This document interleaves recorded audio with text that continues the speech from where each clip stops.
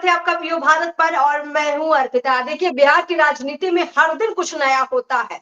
अब देखिए, जो दोस्त हुआ करते थे, जो कभी हेलीकॉप्टर में साथ घुमा करते थे, अब वो दोस्ती लगता है पूरी तरह से टूट सकती है। जी हाँ, हम बात कर रहे हैं सन ऑफ मल्लाह यानी मुकेश सहनी की, जो अब एक नया मोर्चा बना सकते हैं, जो तेजस्वी यादव को छोड़कर नया रास्ता अपना सकते हैं।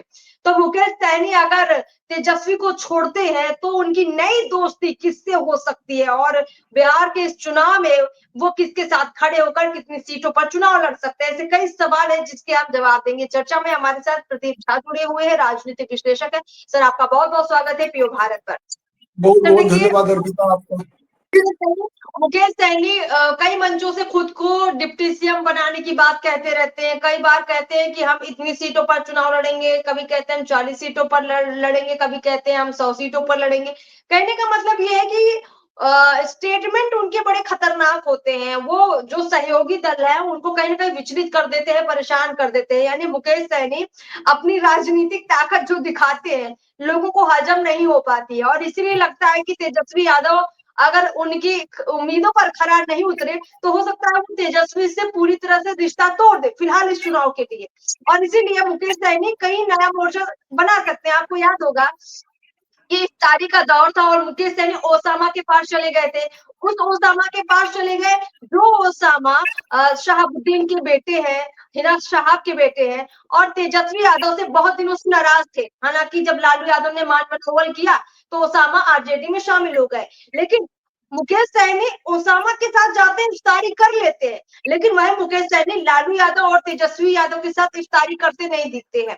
अब ये सवाल है कि कन्हैया कुमार का मोर्चा मुकेश सहनी को दिख रहा है, प्रशांत किशोर भी दिख रहे हैं। तो प्रदीप जी, मेरा सवाल एक ये है कि क्या कन्हैया कुमार एक अलग से कांग्रेस को मोर्चा बनवाने में कामयाब हो सकते हैं क्या बिना प्रशांत किशोर की? क्या ऐसी संभावना भी हो सकती है क्या कि जहां कन्हैया कुमार हो, लेफ्ट की पार्टियां हो, मुकेश सहनी हो, ये सारा मोर्चा हो और मुस्लिम वोट बैंक में हिना शहाब, ओसामा ये सारे लोग भी शामिल हो, क्या ये तस्वीर दिख सकती है?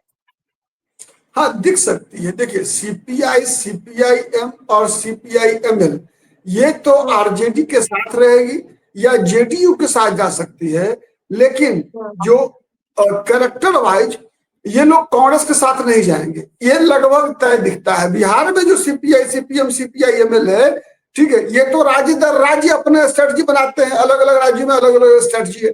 लेकिन बिहार में जो दिख रहा है इस प्रकार के सामाजिक समीकरण से जुड़ा हुआ है सीपीआई, सीपीएम और सीपीआईएमएल, तो उसमें कांग्रेस के साथ जाने की संभावना कम दिखती है।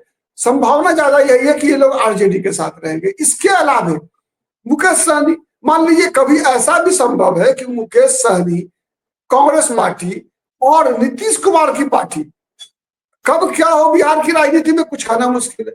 तो नीतीश कुमार, जीतन राम मांझी, ठीक है, कांग्रेस पार्टी और मुकेश सहनी का भी गठबंधन हो जा सकता है। जिस प्रकार की चुनौती आप याद कीजिए, विधानसभा में तेजस्वी यादव ने क्या बोला कि एक बार हर पार्टी अलग अलग लड़के फड़िया लीजिए। वो इशारा किसके तरफ कर रहे थे? नीतीश कुमार को कह रहे थे, बीजेपी को चुनौती दे रहे थे।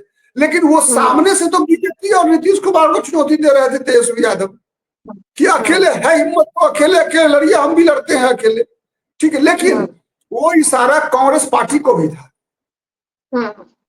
जदयू और भाजपा को चुनौती देने से ज्यादा ये इशारा कांग्रेस पार्टी को था, तेजस्वी यादव के द्वारा दिया गया कि तेजस्वी यादव इस बात से नाराज थे कि कन्हैया कुमार को जिस तरीके से बिहार की राजनीति में प्रमोट कर रहे हैं राहुल गांधी, जिस प्रकार से पप्पू यादव को लेकर आने का प्रयास हो रहा है, जिस प्रकार से ये मांग शुरू हो गई है कि शकील अहमद खान को डिप्टी सीएम का उम्मीदवार बनाइए, ठीक है। दूसरी तरफ मुस्लिम समाज जो है अपने हक की बात कर रहा है, कह रहा है कि 50 सीट अगर यादव को दीजिएगा तो 50 हमको भी दीजिए, 50 हमारा आपसे ज्यादा वोट है, ठीक। और इन सब चुनौतियों से तेजस्वी यादव कैसे पार पाकर 40 सीट दे देंगे मुकेश सहनी को और मुकेश सहनी को डिप्टी सीएम भी बना देंगे।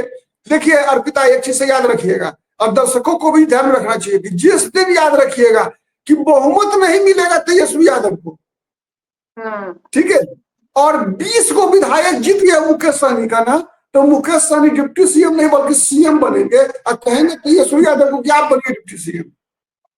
बिल्कुल, इसीलिए मुकेश सहनी जानते हैं कि भाई उनकी ताकत तभी होगी जब उनके अच्छे खासे विधायक जीत कर आएँगे और इसीलिए वो ऐसे गठबंधन की तलाश में है जहाँ उनको सीटें मिल जाएँ। आरजेडी लगभग ये दिखा चुकी है कि भाई मुकेश सहनी को ज़्यादा से ज़्यादा कितनी सीटें 6, 7, 8 इससे ज़्यादा क्या ही सीटें देंगे मुकेश सहनी को। संभावना उनको दिख रही है कांग्रेस के साथ, संभावना उनको दिख रही है प्रशांत किशोर के साथ क्योंकि अभी नए-नए दल के रूप में पीके भी सामने आए हैं और उनको भी चाहिए कि कुछ ऐसे उम्मीदवार मिल जाए जो चुनाव लड़ सके, उनके साथ सहयोगी बन सके। तो कई चर्चाएँ हैं और इसीलिए माहौल खोज रहे हैं मुकेश सहनी और अगर मुकेश सहनी तीसरे मोर्चे के साथ मिलकर चुनावी मैदान में कूदते हैं, तो निश्चित रूप से तेजस्वी यादव को भारी नुकसान हो सकता है।